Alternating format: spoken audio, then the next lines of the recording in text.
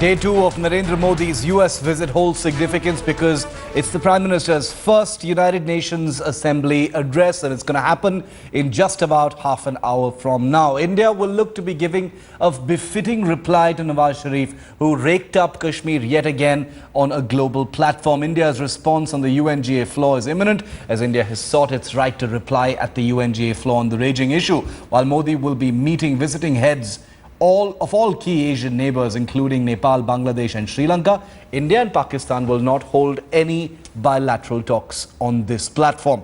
The Indo-Pak face-off at the UNGA is not a new phenomenon by any stretch. In the past too, India has given a befitting reply to Pakistan. In his 2003 UNGA address, Prime Minister Atal Bihari Vajpayee had turned down Pakistan's offer for a Kashmir ceasefire, saying that he will not negotiate with terrorism.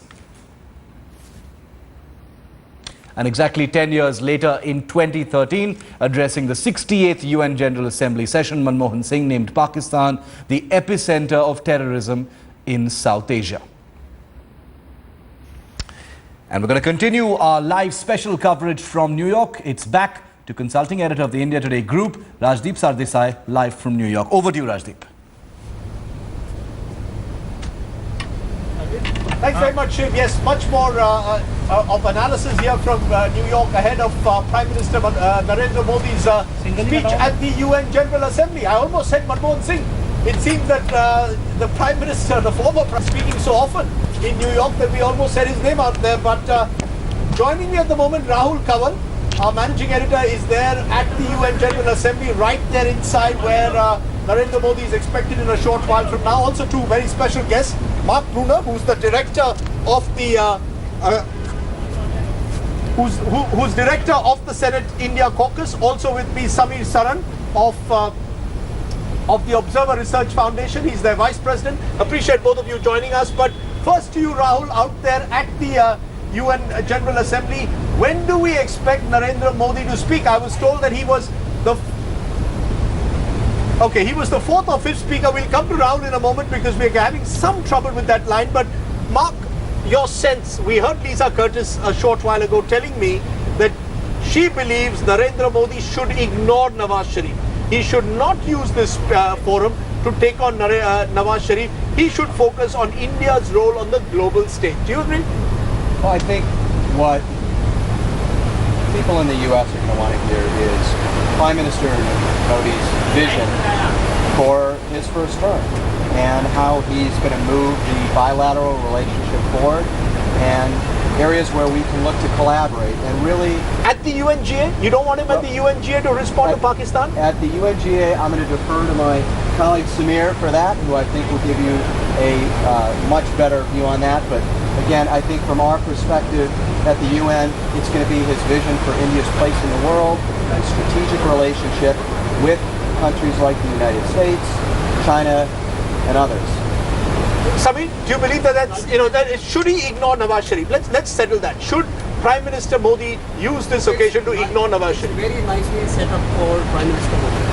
He can ignore Pakistan, and yet while talking about the global challenges, he can focus on unrest in the Middle East. He can focus on the unrest in South Asia without actually naming Pakistan, but yet hitting at the core issue of state-sponsored terror or states that are unable to respond to terror. Now, are we therefore saying at the moment that you believe that it's almost a trap which Pakistan would have set India, which is that Pakistan speaks of the K word, brings the plebiscite issue back on the United Nations stage, not for the first time, and almost wants the Indian Prime Minister to respond to it so that India's role is again hyphenated to that of Pakistan. And that's the trap that India needs to avoid today. That is absolutely what Pakistan wants to do. It wants to provoke India into a response and limit its expanse of role in the world affairs. But at the same time, I think it is also something, the hyphenation is also something which is a product of our television studios and our own media. We are very eager to link India to Pakistan on every occasion.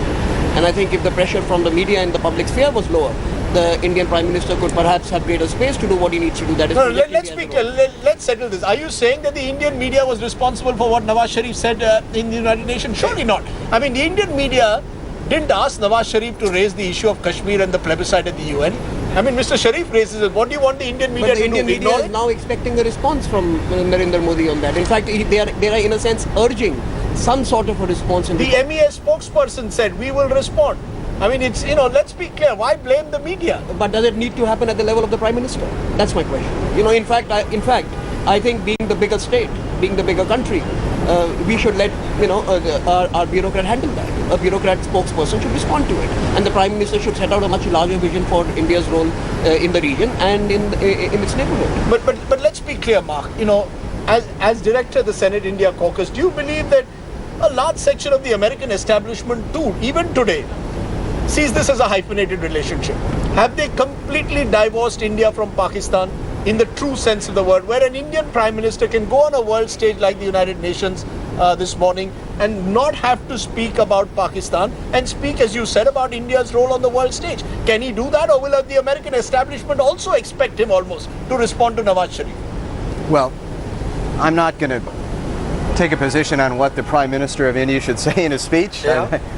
I'm sure he can handle that. But the quite US well. establishment, do you believe the US establishment still looks at India through the prism of the subcontinent of South Asia? What I would say is you bring up an area of the region, which is hugely important. And an issue that we've focused on is Afghanistan. And one of the recommendations that the Senate caucus has made, and Senator Warner, the chair of the caucus, is that there needs to be an enhanced dialogue on Afghanistan on post-US and NATO forces there, because India needs to be part of that discussion group, because when the drawdown happens in Afghanistan, there's going to be a huge impact on India. That's right. And so I think when we look at the region, that's an issue that we really need to focus on too, and we have to make sure that stays up there at the top of the agenda. One of my pet themes this morning, Samir, has been the way the New York Times has responded to this entire issue. The two stories that dominate the headlines both concern ISIS. Australia fearing the reach of ISIS into its cities. 3 nations offer limited support to attack on ISIS, which are Britain, Belgium and Denmark. It seems that ISIS is the dominant issue of our times at the moment. Therefore, do you believe that the Indian Prime Minister in some way must link India as being very much central to this global coalition against terror? See, I think on Mark's point, the de-hyphenation in the US is layered. Right. When it comes to Afghanistan, Pakistan, the Middle East, I still think Pakistan sits on a prime real estate, and hence there is a certain tendency to overestimate the role, that positive role that they can play in this particular matter. India's brand on the particular issue of responding to terror has to be created. I don't think we have shown leadership here or the appetite to be proactively proposing to be a part of a coalition that can take on. Should we? Has the time come? Has the time come for India to provide? It's getting increasingly costly for us. That's right. We have to keep, moving out people of various regions. We have seen it's happened twice already, and I think a cost-benefit analysis would suggest that India needs to be propositional. India needs to put forward its own view on how the world must deal with this particular issue. Let me try and see if we can go back to Rahul Kanwal, who is supposed to join us from the United Nations General Assembly. Remember, that is where Prime Minister Modi will be speaking in a short while from now. His opening address, we are told it's going to be in Hindi. The speech, we are told, will be anything between 15 to 20 minutes. Our sources telling us that among the issues that the Prime Minister will raise today are issues of energy security. He's going to raise issues of the environment, of climate change. So it is Narendra Modi who's going to speak of a wider vision, is what we are being told by our sources in the Ministry of External Affairs. Whether he will entirely ignore Nawaz Sharif's statements is the big question, or whether he'll be forced under media pressure, as Samir seems to suggest, to respond to the Pakistani Prime Minister will be of some interest to us. Let me try and see if we can go to Rahul there, the UN General Assembly. Rahul, what's the sense that you're getting there on the ground at Secretary Abhishek Singh has told the United Nations General Assembly ahead of the Prime Minister's speech that India rejects as untenable the comments made by the Pakistan Prime Minister Nawaz Sharif. So this is not something that India has chosen to respond even at the level of the chief of the mission of the permanent mission in India. The first secretary instead has responded. We are told there are 2 more speakers to go before Prime Minister Narendra Modi starts speaking. We're right outside the building where the Prime Minister will be making his address. The visitors hall is chock-a-block full. It's a Saturday and most of the world leaders have already made their comments and gone back. But Indians have flown in from different parts of the United States, some coming from as far as Florida. In fact, let me show our viewers, this is the Hudson River in New York, and right on the side is, right on the side of the river is the United Nations General Assembly, where the Prime Minister will be speaking in a short while from now. 2 more speakers to go before the Prime Minister makes his big address. And what we're being told is that the Prime Minister doesn't want that Nawaz Sharif's comments on Kashmir become the highlight of tomorrow's newspapers. So the Prime Minister is not going to respond very intensely. He will of course be stating India's positions, but he will not want to turn this into a tu-tu-me-me with Nawaz Sharif. So we've had the first secretary, and remember, it's actually a snub to Pakistan in diplomatic parlance, because it's not the chief of the permanent mission, it's not India's permanent representative here in New York who's responded to what Nawaz Sharif has said. We've reduced it to the level of a First Secretary, Abhishek Singh, who's made this comment and completely dismissed outright what Nawaz Sharif said. That's part of Modi's more assertive, more militant more assertive foreign policy, where he sees India as going far beyond the hyphen of Pakistan. India as an emerging world power. That is the way Modi sees India and India's position in the world, and that's what he'll talk about. Remember, there's a huge amount of interest here in the US about what Modi is actually going to say, and the reason for that is several people haven't heard Modi so far. The interest is especially so in the Indian American community, who've been chasing the Prime Minister all around. While we were at the 9/11 memorial, there were people who said that they'd driven in from Maryland, from Washington, all through the last night to be able to catch one quick glimpse of the Prime Minister. That's how excited they were to see him, and these people in fact were outside the UNGA building as well. The same people traveling as a group, in the way that groupies do around rock stars, traveling as a group along with the Prime Minister wherever he goes, just to catch a glimpse. And the Prime Minister, of course, once again, like the reigning diva, stopping, responding, shaking hands, getting pictures, clicks. So he's playing his part in this.